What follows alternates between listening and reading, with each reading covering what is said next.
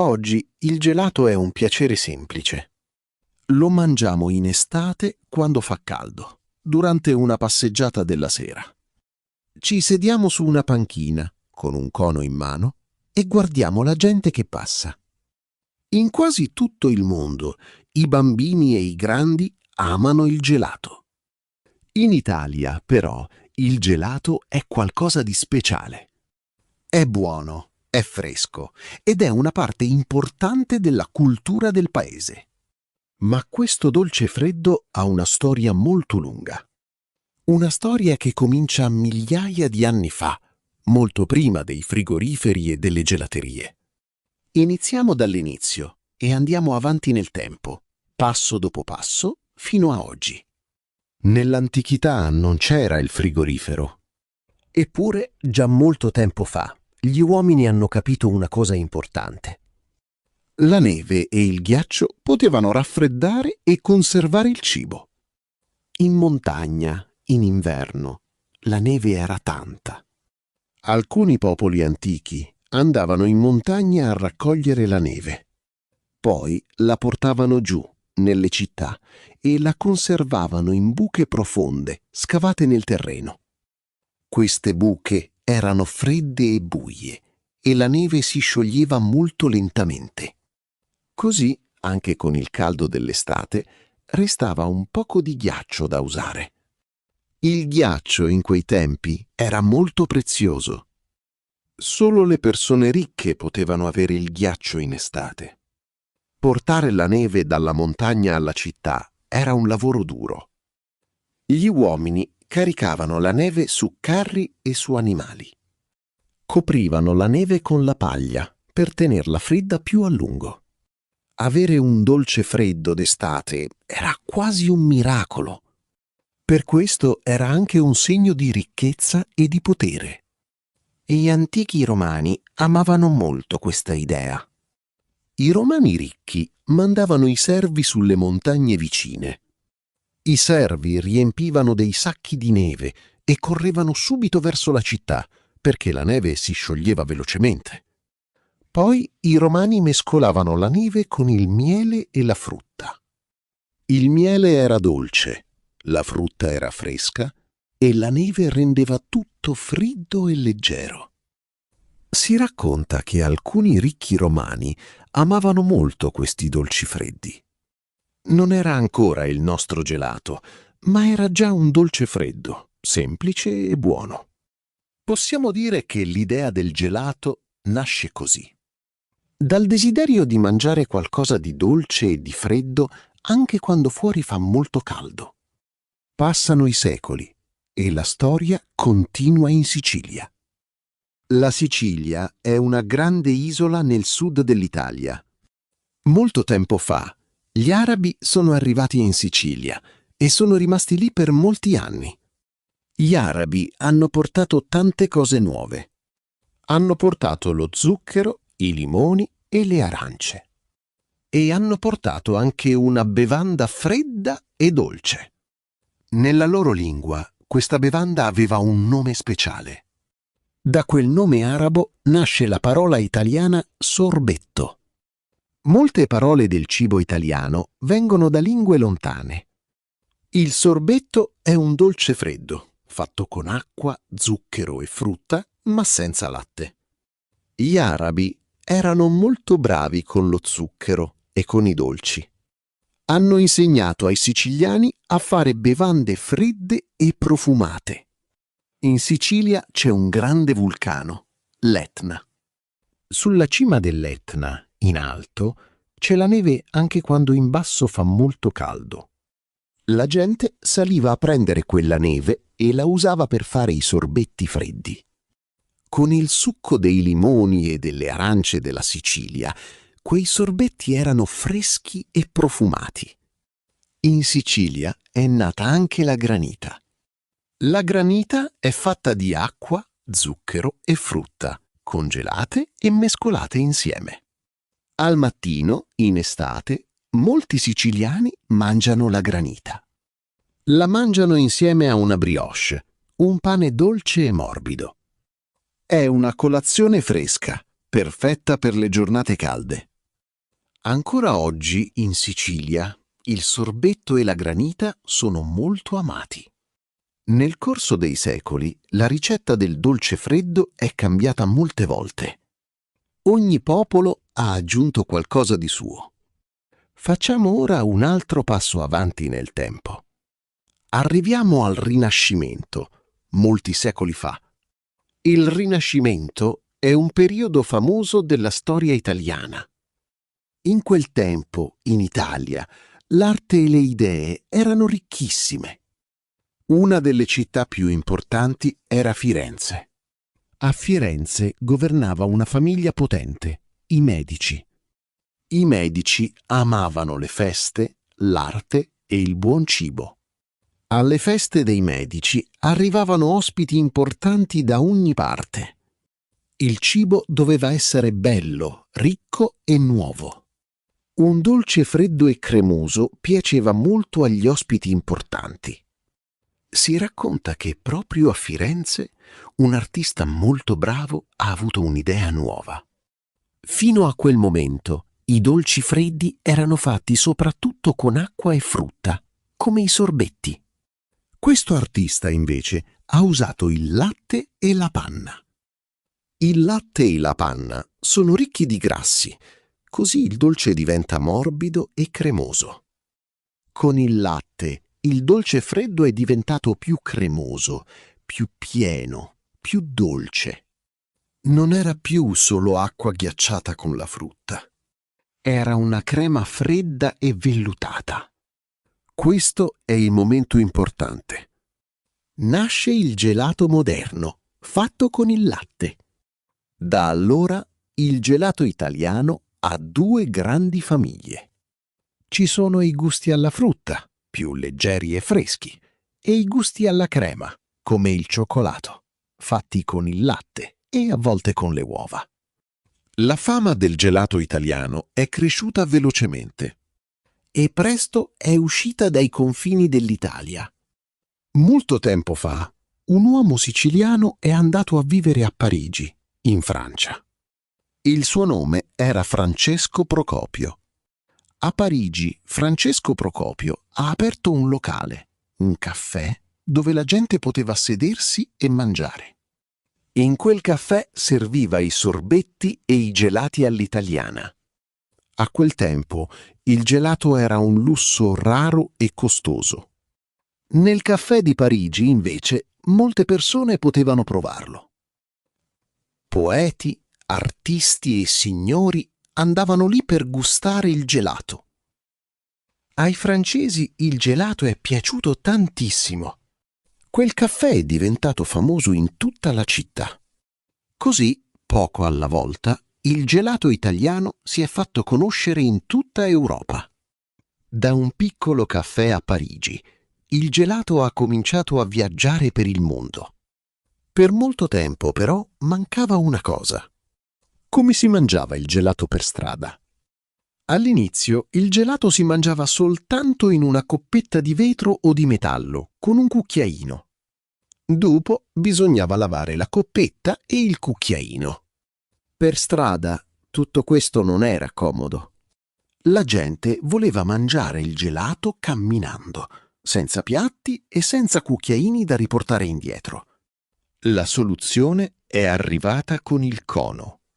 Il cono è una piccola cialda croccante, aperta in alto e stretta in basso.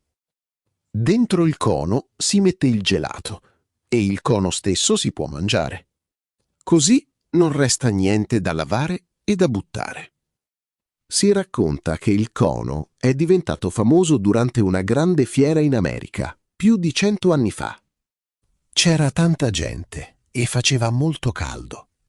Il gelato piaceva a tutti, ma le coppette non bastavano più. Allora qualcuno ha pensato di arrotolare una cialda dolce e di metterci dentro il gelato. L'idea era semplice e geniale.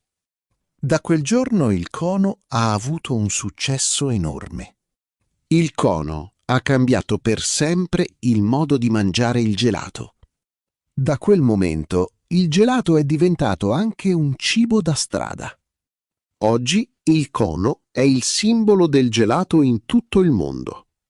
Lo vediamo nei disegni, nelle foto e nei cartelli delle gelaterie. Ma come si fa il gelato artigianale?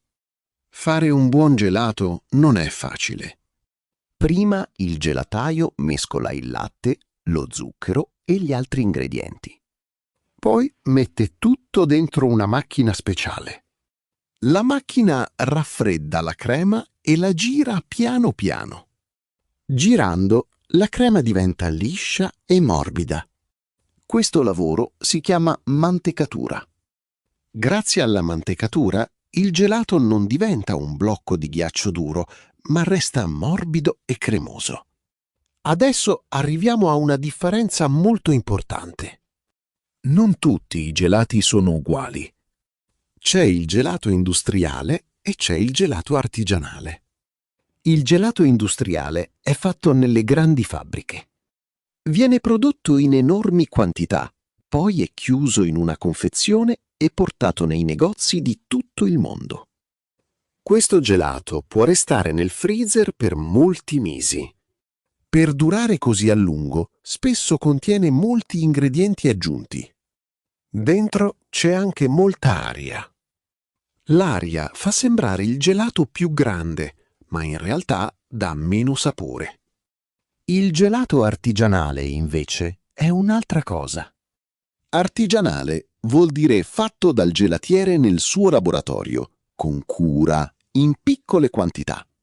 Il gelataio lo prepara nel suo laboratorio, spesso proprio dietro il banco della gelateria.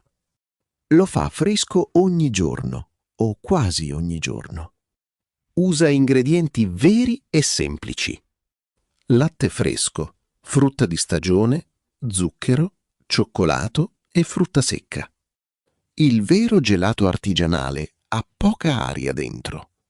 Per questo è più denso, più pieno e più cremoso. Il suo sapore è più forte e più naturale. Se prendi un gelato al limone artigianale, senti davvero il gusto del limone. Se lo prendi al cioccolato, senti il vero sapore del cioccolato. Il gelataio sceglie con cura ogni ingrediente. In primavera usa le fragole, in estate le pesche e i meloni. In autunno arrivano le castagne e le nocciole. Così il gusto del gelato cambia con le stagioni. In Italia ci sono moltissimi gusti di gelato. Alcuni sono famosi in tutto il mondo. Il pistacchio, verde e delicato, viene dalla Sicilia. La nocciola più famosa viene dal Piemonte, nel nord dell'Italia. Poi ci sono la crema, il cioccolato e il caffè, e la frutta fresca di ogni tipo. Ogni gelateria ha i suoi gusti speciali. Ecco perché il gelato artigianale italiano è famoso e amato in tutto il mondo. Ma dobbiamo dire una cosa importante. Non tutte le gelaterie artigianali sono uguali. Alcuni gelatieri preparano tutto nel loro laboratorio, con latte fresco, frutta vera e ingredienti semplici. Questo è il livello più alto di qualità. Altri gelatieri, invece, comprano basi industriali già pronte, preparate in fabbrica. A queste basi aggiungono solo latte o acqua. Per la legge questo gelato si chiama ancora artigianale, ma la qualità non è la stessa. Allora, come puoi riconoscere una buona gelateria? Prima di tutto, guarda i colori. Un buon gelato ha colori naturali, non troppo brillanti. Il vero pistacchio, per esempio, non è verde acceso, ma ha un colore verde chiaro e delicato. Poi guarda la frutta. Una buona gelateria segue le stagioni, quindi in inverno non trovi le fragole fresche. Un altro segnale importante è il modo di conservare il gelato. Le gelaterie più attente spesso usano i pozzetti, cioè contenitori chiusi con un coperchio. Dentro i pozzetti il gelato è protetto dall'aria e dalla luce e resta a una temperatura stabile. Altre gelaterie, invece, mostrano montagne alte di gelato decorate che escono molto dai contenitori. Per stare in piedi così, quel gelato di solito contiene molta aria montata e degli addensanti, cioè sostanze che lo aiutano a restare fermo. Inoltre, la superficie della montagna resta sempre all'aria, quindi il gelato perde un po' di sapore e può formare piccoli cristalli di ghiaccio. Infine, molte buone gelaterie mostrano la lista degli ingredienti e pochi ingredienti semplici sono un buon segno. Il gelato artigianale si vende soltanto nella gelateria. Non si trova nei grandi supermercati del mondo. Per mangiarlo bisogna andare proprio lì, dove viene fatto. Oggi il gelato si trova in ogni angolo del pianeta. In molti paesi, però, si mangia soprattutto quello industriale. Il gelato italiano è diverso anche dal gelato di altri paesi. In molti posti si fa un dolce freddo, con tanta panna e tanto grasso. Il gelato artigianale italiano, invece, ha meno grasso e più gusto. Si mangia anche a una temperatura un po' meno fredda. Così il sapore si sente meglio in bocca. Chi assaggia il vero gelato artigianale sente subito la differenza. Molti turisti vengono in Italia anche per questo, per mangiare un gelato vero, fatto ogni giorno con cura. Il gelato in Italia non è soltanto un dolce, è anche un momento della giornata, un piccolo piacere da vivere insieme agli altri. In estate, quando le giornate sono lunghe e calde, la gente esce di casa la sera. Fa ancora caldo, ma non troppo, e camminare all'aperto è piacevole. Molte persone vanno a fare una passeggiata nel centro della città o vicino al mare. E quasi sempre, durante la passeggiata, si fermano in una gelateria. In molte città italiane c'è una piazza grande e bella. La sera, in estate, la piazza si riempie di gente. I bambini corrono e giocano, i grandi parlano seduti ai tavolini. E quasi tutti hanno un gelato in mano. Davanti al banco della gelateria c'è una scelta difficile. Ci sono tanti gusti, tutti belli e colorati. Il cioccolato scuro, la crema gialla, la fragola rossa, il limone chiaro, il pistacchio verde. Alcuni scelgono sempre lo stesso gusto, altri vogliono provare qualcosa di nuovo. Poi bisogna scegliere ancora, il cono o la coppetta. Con il cono si mangia camminando, con la coppetta e il cucchiaino si mangia seduti. Le famiglie con i bambini si siedono ai tavolini, i ragazzi camminano piano, con il gelato in mano. C'è però una piccola regola da ricordare. Il gelato artigianale, con il caldo, si scioglie velocemente. Diventa liquido e cola sulle mani. Per questo bisogna mangiarlo subito, senza aspettare troppo tempo. Ma questo non è un problema. Un buon gelato non resta mai a lungo nel cono. Il gelato accompagna molti momenti belli della vita. I bambini ricordano per sempre il loro primo gelato. I nonni portano i nipoti in gelateria la domenica. È un piccolo piacere che unisce tutte le età. La gelateria, in estate, è un luogo di ritrovo. Le persone si incontrano lì, parlano, ridono e si godono la sera fresca. Andare a prendere il gelato è una piccola festa. Il gelato unisce i grandi e i piccoli perché piace davvero a tutti. Oggi in Italia il gelato artigianale è una cosa preziosa. Molti gelatai imparano il mestiere da giovani. Passano anni a studiare i gusti e gli ingredienti. È un lavoro fatto con passione e con pazienza. Adesso conosciamo la lunga storia del gelato. Abbiamo visto come tutto è cominciato con la neve delle montagne, tanti secoli fa. Abbiamo visto i romani con il miele e la frutta, gli arabi in Sicilia con i loro sorbetti freddi, la nascita del gelato al latte a Firenze e poi l'arrivo del cono, comodo e croccante. Abbiamo capito la differenza tra il gelato industriale e quello artigianale. Da un piccolo pezzo di neve portato dalla montagna siamo arrivati al gelato artigianale di oggi, amato in ogni parte del mondo. La prossima volta che mangi un gelato in una sera calda d'estate, pensa a questa storia lunga migliaia di anni. Un dolce così semplice unisce tante epoche diverse, tanti popoli e tanti sapori. E adesso dimmi nei commenti, tu il gelato lo preferisci nel cono o nella coppetta?